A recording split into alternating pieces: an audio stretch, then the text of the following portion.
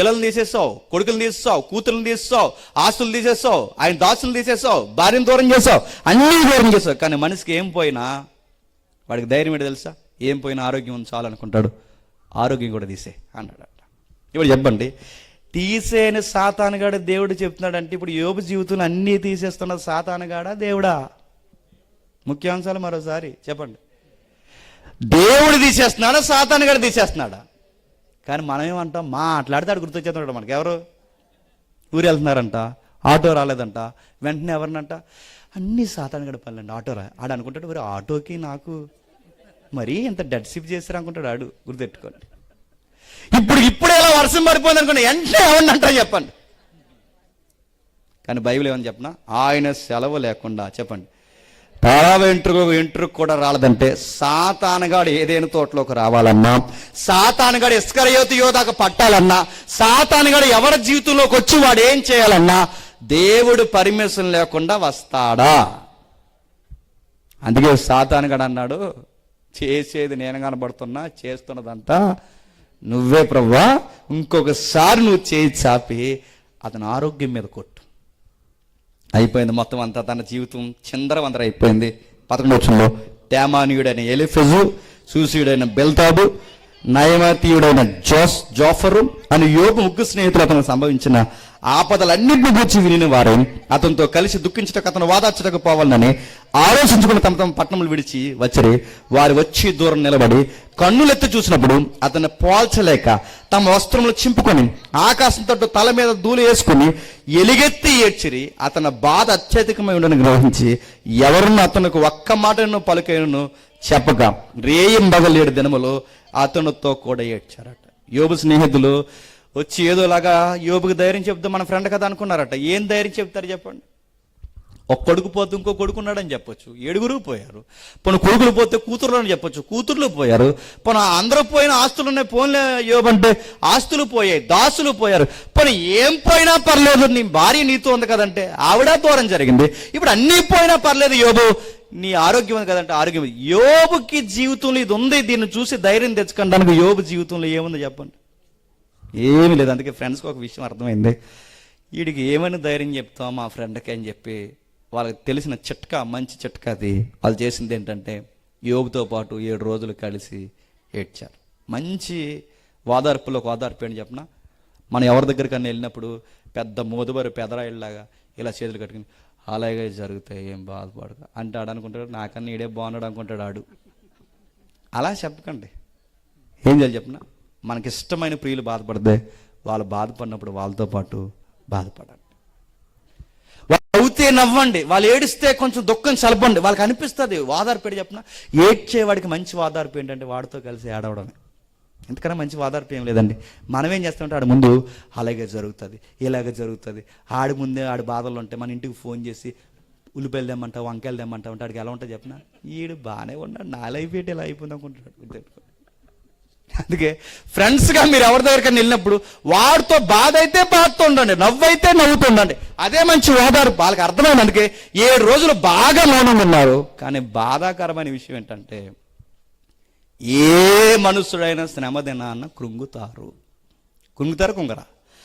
ఆ కృంగునప్పుడు శ్రమ చేసే ప్రమాదం ఏంటంటే లూజు మాటలు మన నోటండి తెస్తుంది. లూజు మాటలు, ఆ లూజు మాటలు దేవుడిని ఎక్కిరించి మాటలు తెస్తుంది. కొడుకులు చనిపోయారు, కూతురు చనిపోయారు, ఆస్తులు పోయాయి, అన్నీ పోయాయి. ఇవన్నీ జరిగిన తర్వాత యోబు గారి నోట, ఈ మాట నేను అంటున్నాను ఏమనుకోకండి, యోబు గారి నోట కొన్ని లూజ్ టాక్స్ వచ్చినాయి. ఏమొచ్చినాయంటే అప్పటి వరకు ఫ్రెండ్స్ ఏమనలేకపోయారు, వాళ్ళ ఫ్రెండ్స్ మాట్లాడడానికి అవకాశం ఇచ్చాడు ఆయన.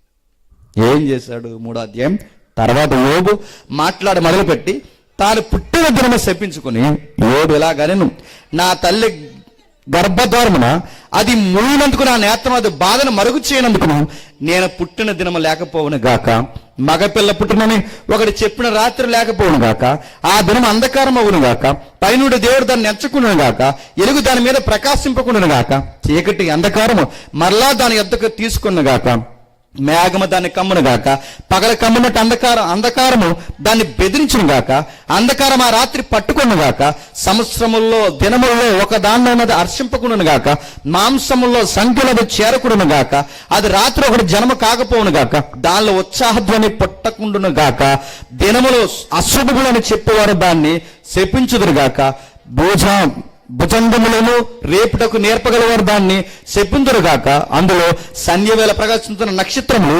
అంధకారం కంగును గాక. ఇంకా చెప్తూ నేను పుట్టుకలోనే నేనే అలా సావకపోతుని. బైబిల్ ఏముంది తెలుసా? శ్రమ దినాన్ని కృంగావో చేతగా నన్ను అవుతావు. ఆ చేతగాని టైంలో మాట్లాడి చెప్పనా, చచ్చిపోతే బాగున్నాను. ఏమంటాం? ఇన్ని బాధలు చూసే కన్నా చచ్చిపోతే బాగుండండి, చనిపోతే బాగుండండి, చనిపోతే బాగుండండి, చనిపోతే బాగుండండి. ఈ మాటలు దేవుని యొక్క చిత్తాన్ని ఎక్కిరించేలా ఉంటాయి. యోబంతడు భక్తుడే, ఆ మహానుభావుడు మనకన్నా కొన్ని వేల రెట్లు గొప్పవాడైన ఆయనే శ్రమ దినాన్న ఆయన ఏం మాట్లాడతాడు చూడండి. వెలుగు చూడకపోతే బాగున్ను, పుట్టినరోజు లేకపోతే బాగున్ను, మగపిల్ల పుట్టాడని ఒకటి చెప్పకపోతే బాగున్ను, నేను పుట్టినందుకు ఉత్సాహధ్వని అంటే సాంగ్స్ పాడకపోతే బాగున్ను, నా పిండము అండం పిండంగా మారి నేను పుట్టిన తర్వాత ఆ శిశువు నక్షత్రాలు చూడకుండా నాశనం అయిపోతే బాగుందని ఎవరైనా చెప్తుంటే బాగున్ను, నేను వెలుగును చూడకపోతే బాగున్ను, అంధకారం చూస్తే బాగున్ను, చీకట్లోనే రాలిపోతే బాగున్ను, మా అమ్మ గర్భంలో మాయగా ఉండగానే రాలిపోతే బాగున్నని తన పుట్టుకను తను సేవించుకుంటున్నాడు లేదా? ఆ టైంలో ఈ ముగ్గురు స్నేహితులు అన్నారట, ఎందుకు అలా మాట్లాడుతున్నావు అంటే, నీ పుట్టుక నేను సేవించుకుంటున్నావు అంటే దేవుడి నిర్ణయాన్ని ఎక్కిరెత్తున్నావా అన్నారట. ఎవరు? ఈ ముగ్గురు. కాదు, అలా కాదు, నేను ఏ మిస్టేక్ చేయలేదు, నేను ఏ తప్పు చేయలేదు, యథార్థంగా న్యాయంగా బతికాను, కానీ దేవుడు ఎందుకు నా జీవితంలోకి అనుమతించాడు నాకు తెలియదు అనగానే వీళ్ళు అన్నారట, మిస్టేక్ చేయకుండానే నష్టాలు మన జీవితంలోకి వస్తాయా అన్నారట. ఎవరు? ఈ ముగ్గురు. నా మాటలు మీకు అర్థమవుతుంది లేదు?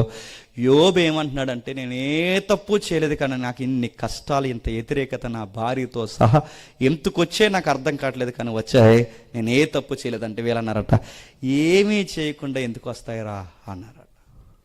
నిజానికి యోబు ఇప్పటి ఈ అధ్యాయం వరకు ఏమీ చేయలేదు, కానీ ఏమీ చేయకుండా ఎందుకు వస్తారని వీళ్ళు, ఏదో చేసావురా అని వీళ్ళు, నేనేమీ చేయలేదురా అని యోబు, లేదు ఏదో చేసావని వీళ్ళు, నేను ఏమీ చేయలేదని యోబు, చేసావని వాళ్ళు, చేయలేదని ఈయన, చేసావని వాళ్ళు, చేయలేదని ఈయన, చేశారని వాళ్ళు, చేయలేదని వీళ్ళు.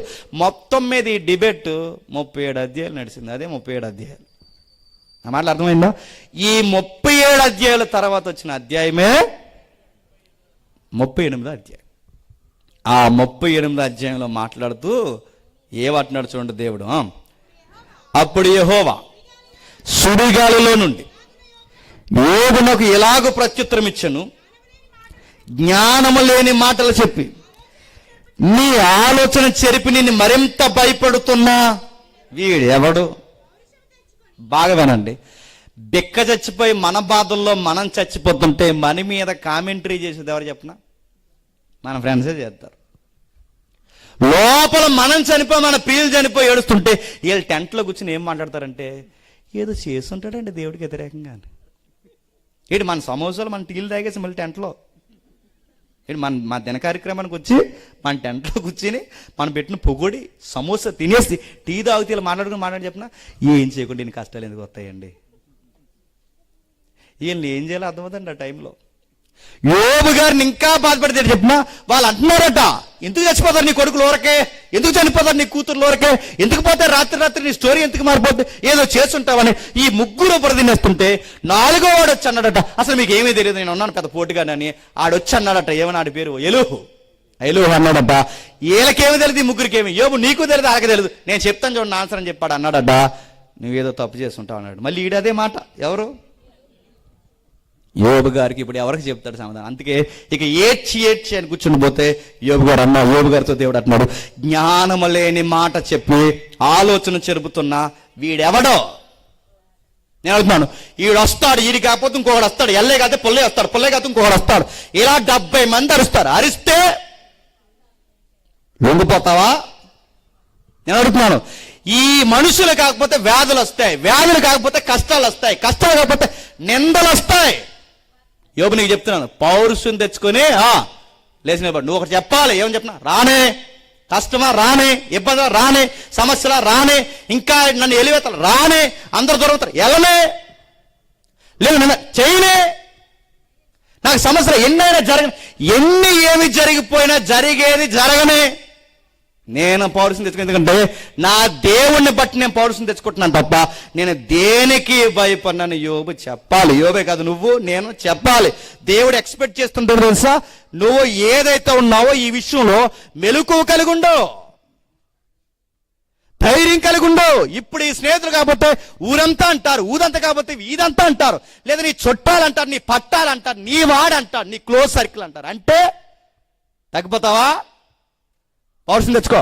అనేకొలది పౌరుషంగా ఉండాలి, అనేకొలది పౌరుషంగా ఉండాలి. యోబు, నీ నుంచి నేను ఎక్స్పెక్ట్ చేస్తున్నది పౌరుషం తెచ్చుకో. శ్రమ దినాన కృంగావో నిన్నింకా ఏడిపించేస్తారు అందరూ కలిసి. నువ్వు తగ్గావో నీకు ఇంకా అజిమైసేజ్ చేస్తారు అందరూ కలిసి. అందుకే నువ్వు అస్సలు భయపడొద్దు, నువ్వేది వెనకడ వేయొద్దు, నువ్వేది బెదిరి చెందొద్దు. 100 మంది ఏకమవనే ఏమీ కాదు. యోబు, సావా నీ ఇంటికి రానే, కష్టమా నీ ఇంటికి రానే, అప్పులా నీ ఇంటికి రానే, తెప్పలా నీ ఇంటికి రానే, ఎలివేత రానే, ఏదన్నా రానే, నీ భార్య వెళ్ళిపోనే, ఏదన్నా జరగనే. కానీ కూడా చెప్తున్నాను, ఈ బాధలన్నీ తొలగిపోవాలి అంటే నీ కళలో నుంచి, నీ జోన్లో నుంచి చూడకు, నా కళలో నుంచి ఒక బిగ్ పిక్చర్ చూద్దరు కానీ రా.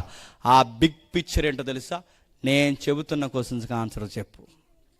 ఏం చెప్పాలి ప్రభు అంటే, సుడిగాలులోండి ప్రత్యక్షమై. ఏ గాలండి? సుడిగాలి. నడుతున్నాను, ఏ గాలిలో యోబుకు ప్రత్యక్షమైన బాధ లేదు, కానీ సుడిగాలిలో అవ్వకూడదు యోబుకి. ఎందుకంటే ఆ సుడిగాలే 7 కొడుకుని చంపేసింది, ఆ సుడిగాలే 3 కూతుర్ని చంపేసింది, ఆ సుడిగాలే తన అన్నయ్య కుటుంబాన్ని, ఇల్లుని నాశనం చేసింది. ఇప్పుడు ఆ కుటుంబాన్ని, కొడుకుల్ని చంపేసిన ఆ సుడిగాల నుంచి దేవుడు మాట్లాడు. మన దేవుడు ఎలాంటి చెప్పనా, నీకు ఏదైతే నచ్చదో చెప్పండి, అక్కడే నిలబెట్టంటాడు. లేచి చెప్పండి, పౌరుషం తెచ్చుకో. నీకేదైతే నచ్చుదో, ఏదైతే వినకూడదో అక్కడే నిలబడతాడు, ఇంకా చూపిస్తాడు. ఆ టైంలో అంటాడు, అస్సలు నువ్వు కంగారు పడక అంటాడు. యోబు గారికి దేవుడు చెప్తున్నది అదే. నీకు ఏదైతే నచ్చలేదో ఆ సుడిగాల్లోంచే మాట్లాడుతూ అంటున్నాడు. ఈ జ్ఞానం లేని మాట చెప్తున్న వీడెవడు? ఆయన ఇది పెద్ద జ్ఞానమా? నేను చెప్తున్నాను యోబు, నేను ప్రశ్న అడుగుతున్నాను, ఆన్సర్ చెప్పు. భూమి ఎప్పుడు పుట్టిందో చెప్పు అన్నాడు.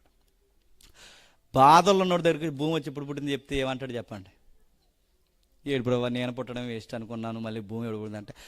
అందుకే అడుగుతున్నాను, నువ్వెందుకు పుట్టావో నీకు తెలియాలంటే, నువ్వు పుట్టాలంటే మీ అమ్మ ఉండాలి, మీ అమ్మ ఉండాలంటే వాళ్ళ అమ్మ ఉండాలి, వాళ్ళ అమ్మ ఉండాలంటే వీళ్ళందరూ అమ్మలో అవ్వమ్మ ఉండాలి, వీళ్ళందరూ ఉండాలంటే ఈ భూమి ఉండాలి. ఇప్పుడు నేను అడుగుతున్నాను, ఈ భూమి ఎప్పుడు పుట్టింది చెప్పు. మీరు పుట్టాలంటే ముందు చెప్పండి, ఈ భూమి పుట్టాలి. ఇందాక యోబు బాధలు అన్నాడుగా 3వ అధ్యాయంలో, నేను పుట్టకపోతే బాగున్నానవే. అసలు నువ్వు పుట్టాలంటే భూమి పుట్టాలి, అది ఎప్పుడు పుట్టిందో చెప్పు. ఇందాక నువ్వేమన్నావు యోబు? నేను చీకట్లో రాలిపోతే బాగున్నావే. ఇప్పుడు నేను ప్రశ్న అడుగుతున్నాను, చీకటి ఎప్పుడు పుట్టిందో చెప్పు. వెలుగు చూడకపోతే బాగున్నావే యోబు, నేను అడుగుతున్నా, వెలుగు ఎప్పుడు పుట్టిందో చెప్పు. అరుణోదయం లేకపోతే బాగున్నావే, అరుణోదయం ఎప్పుడు పుట్టిందో చెప్పు. నేను పుట్టినప్పుడు పాటలు పాడకపోతే బాగున్నావే. ఉదయ నక్షత్రాలు ఏకంగా కూడి భూమికి పునాదేస్తున్నప్పుడు దేవదూతలు అందరూ పాటలు పాడారే, ఆ పాట ఎప్పుడు పాడారు చెప్పు. నీ పాట సంగతి తర్వాత తెలుస్తాను అన్నాడు, గుర్తుపెట్టుకో. నా మాటలు అర్థమవుతున్నాయా? ఇవన్నీ దేవుడు ఎందుకు కోసం జరుగుతున్నాడు? ఇవి లేకపోతే బాగున్నావు, కానీ అవి లేకపోతే బాగుందంటే అవి ఎప్పుడు పుట్టాయి చెప్పు. అప్పుడు ఎప్పుడు లేకపోతే బాగుందని నేను చెప్తాను. కానీ గమ్మత్తని చెప్పనా, నువ్వు చెప్పలేవు. భూమి ఎప్పుడు పుట్టిందో నువ్వు చెప్పలేవు, నక్షత్రాలు ఎప్పుడు పుట్టాయి నువ్వు చెప్పలేవు. ఎందుకంటే నువ్వు ఎందుకు చెప్పలేవు అంటే, నువ్వు కానీ, మీ నాన్న కానీ, మీ తాత కానీ అప్పటికి పుట్టలేదు. భూమిని పుట్టించినప్పుడు నేనున్నా. భూమి ఎలా ఉంది? స్టార్టింగ్లో నిరాకారముగాను శూన్యముగాను ఉంది. నిరాకారమైందంటే ఆకారం లేని భూమికే ఆకారం ఇచ్చాను నేను. శూన్యంలో భూమిని ఏలాడదీశాను నేను. నక్షత్రాల చేత పునాదులు వేశాను నేను. ఏ నివాసయోగ్యం కాని దాన్ని నివాసయోగ్యంగా మార్చాను. ఆకారం లేని దానికి ఆకారం ఇస్తే అరణ్యంలా మారిపోయిన నీ జీవితానికి మళ్ళీ చెప్పండి, అందాన్ని నేను తేలేనా? లేచి చెప్పండి, పౌరుషం తెచ్చుకో.